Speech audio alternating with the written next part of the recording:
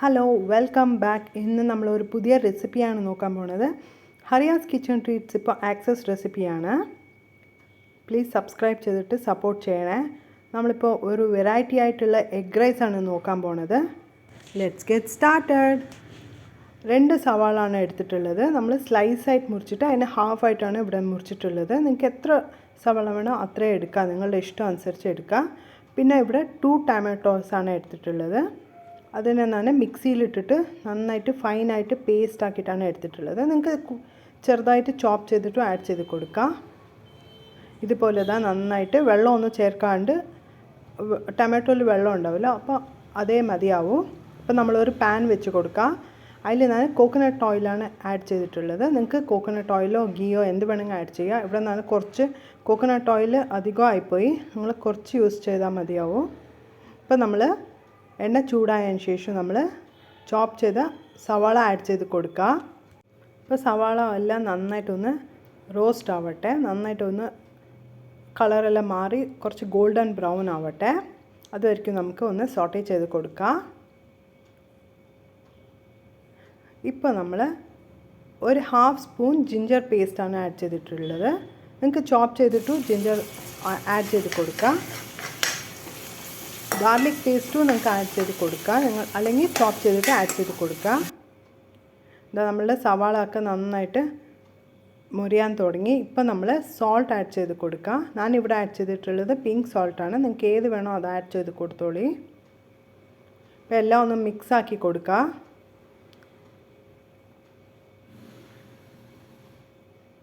ഇപ്പോൾ ഞാൻ ഗീ ആണ് ആഡ് ചെയ്ത് കൊടുത്തിട്ടുള്ളത്. 2 സ്പൂൺസ് ഓഫ് ഗീ ആണ് ആഡ് ചെയ്ത് കൊടുത്തിട്ടുള്ളത്.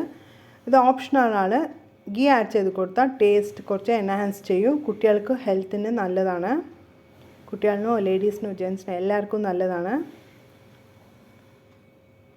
നമ്മളുടെ ഓണിയനൊക്കെ നന്നായിട്ട് മുരിയാൻ തുടങ്ങി.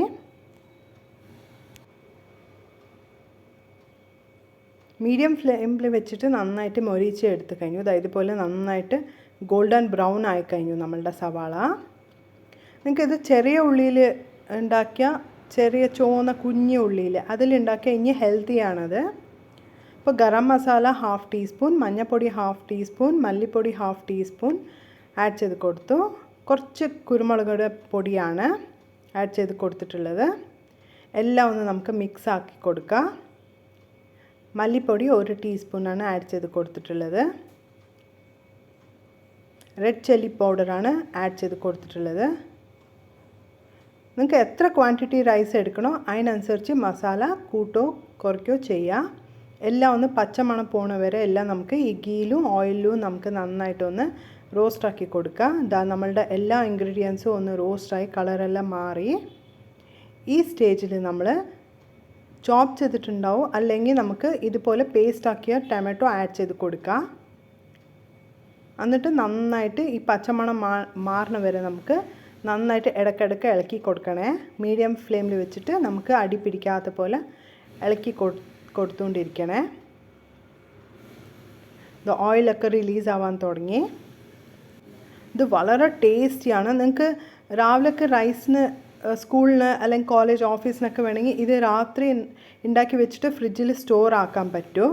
എന്നിട്ട് നിങ്ങൾക്ക് റൈസ് ഉണ്ടാക്കിയിട്ട് ഇത് എത്ര സ്പൂൺസ് വേണോ അതിൻ്റെ മിക്സ് ആക്കി കൊടുത്താൽ നമുക്ക് റെഡിമെയ്ഡ് എഗ്ഗ് വേണമെങ്കിൽ ആഡ് ചെയ്യുക, അല്ലെങ്കിൽ ഇത് മാത്രം മതിയാവും. ഇവിടെ ഞാൻ എഗ്ഗ് ആഡ് ചെയ്തിട്ടുണ്ട്. എഗ്ഗ് ഇല്ലാണ്ട് അത് ടേസ്റ്റി ആയിട്ടിരിക്കും. നിങ്ങൾ എത്ര റൈസ് എടുക്കണോ അതിനനുസരിച്ച് നിങ്ങൾക്ക് എഗ്ഗ് ആഡ് ചെയ്ത് കൊടുക്കുക, അല്ലെങ്കിൽ ഫ്രൈ ചെയ്ത ചിക്കൻ ആഡ് ചെയ്ത് കൊടുക്കുക, ബോയിൽ ചെയ്ത വെജിറ്റബിൾസ് ആഡ് ചെയ്ത് കൊടുക്കുക. നിങ്ങളുടെ എന്ത് ഇഷ്ടമോ അതുപോലെ നിങ്ങൾ ആഡ് ചെയ്ത് കൊടുക്കുക. പനീർ ആഡ് ചെയ്ത് കൊടുക്കുക. നിങ്ങൾക്ക് ഏത് വെജിറ്റബിൾ അല്ലെങ്കിൽ നോൺ വെജ് ഇഷ്ടമോ നിങ്ങൾക്ക് ആഡ് ചെയ്ത് കൊടുക്കുക. അത് ഇളക്കി വിട്ടാൽ എഗ്ഗെല്ലാം പൊടിപ്പൊടിയായിപ്പോൾ, അതുകൊണ്ട് ഞാൻ കുറച്ച് മിക്സാക്കി കൊടുക്കുകയാണ്.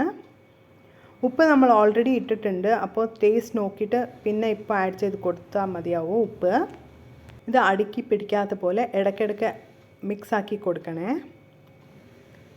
ഇത് നന്നായി കുക്കായതിന് ശേഷം നമ്മളുടെ എഗ്ഗെല്ലാം നന്നായിട്ട് കുക്കായി. ഇപ്പോൾ ഇടയ്ക്കിടയ്ക്ക് ഇളകി കൊടുത്തത്. ഇത് കൂടുതൽ ഡ്രൈ ആവാൻ പാടില്ല, ഇതുപോലെ തന്നെ കുറച്ച് സെമി കുക്ക്ഡ് ആയിരിക്കണം.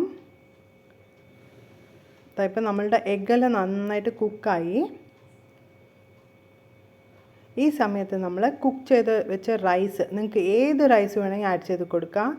ബോയിൽഡ് റൈസ്, റോ റൈസ്, അല്ലെങ്കിൽ ബാസ്മതി റൈസ് ആണോ, പൊന്നി റൈസ് ആണോ, അല്ലെങ്കിൽ റെഡ് റൈസ് ആണോ, ഏത് റൈസ് വേണമെങ്കിൽ ആഡ് ചെയ്ത് കൊടുക്കാം. ഞാൻ ഇവിടെ ബോയിൽഡ് റൈസാണ് ആഡ് ചെയ്ത് കൊടുത്തിട്ടുള്ളത്.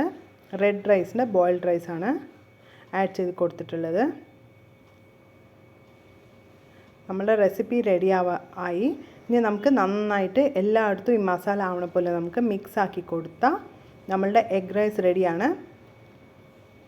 നിങ്ങളിത് നേരത്തെ റെഡിയാക്കി വെച്ചാൽ എഗ്ഗ് ഇന്ന് ഉണ്ടാക്കാൻ പാടില്ല. ഇപ്പോൾ നിങ്ങൾ സപ്പോസ് ഇന്ന് ഈ മസാല ഉണ്ടാക്കിയിട്ട് നിങ്ങൾക്ക് നാളെ മിക്സ് ആക്കിയാൽ മതി പറഞ്ഞാൽ ഇന്ന് എഗ്ഗ് ഇടാൻ പാടില്ല. നാളെ നിങ്ങൾ റൈസ് ഇടുന്ന സമയത്ത് അപ്പോഴാണ് എഗ്ഗ് ഇടേണ്ടത്. വേറെ വെജിറ്റബിൾസോ അല്ലെങ്കിൽ പനീർ ഇട്ടിട്ട് നിങ്ങൾക്ക് മിക്സ് ആക്കിയിട്ട് ഫ്രിഡ്ജിൽ വെക്കാൻ കുഴപ്പമില്ല. പക്ഷേ എഗ്ഗ് ഇട്ടിട്ട് മിക്സ് ആക്കിയിട്ട് ഫ്രിഡ്ജിൽ വെക്കേണ്ട. നിങ്ങൾ എപ്പോൾ യൂസ് ചെയ്യണോ ഈ മസാല അപ്പോൾ മാത്രം ഇട്ടാൽ മതി എഗ്ഗ്. വീട്ടിലുള്ള എല്ലാവർക്കും, കുട്ടികൾക്കും വലിയ ആൾക്കാർക്കും എല്ലാവർക്കും ഒരുപോലെ ഇഷ്ടപ്പെടും. ഇത് നല്ല ടേസ്റ്റി ആൻഡ് യമ്മി ആയിട്ടുള്ള ഒരു റെസിപ്പിയാണ്. സ്കൂൾ കുട്ടികൾക്കോ ഓഫീസിന് കൊണ്ടുപോകാനോ അല്ലെങ്കിൽ ട്രാവലിംഗ് ടൈമിൽ കൊണ്ടുപോകാനോ നല്ല അടിപൊളി ഒരു റെസിപ്പിയാണ്. നല്ല ടേസ്റ്റിയാണ്, വളരെ ടേസ്റ്റി ആയിട്ടുള്ള ഒരു എഗ് റെസിപ്പിയാണ്. ഈ വീഡിയോ ഇഷ്ടപ്പെട്ടിട്ടുണ്ടെങ്കിൽ പ്ലീസ് സബ്സ്ക്രൈബ് ചെയ്തിട്ട് ഷെയർ ചെയ്യണേ. ഫ്രണ്ട്സ് ആൻഡ് ഫാമിലീനെ ഷെയർ ചെയ്യണേ. ഞാനിവിടെ ഗാർണിഷ് ചെയ്യാൻ വേണ്ടി കാഷ്യൂ നട്ട്സ് വെച്ചിട്ട് ഗാർണിഷ് ചെയ്തതാണ്. നിങ്ങൾക്ക് എങ്ങനെ വേണമെങ്കിൽ ഗാർണിഷ് ചെയ്യാം. Egg recipe ready to taste ആണ്. Thanks for watching.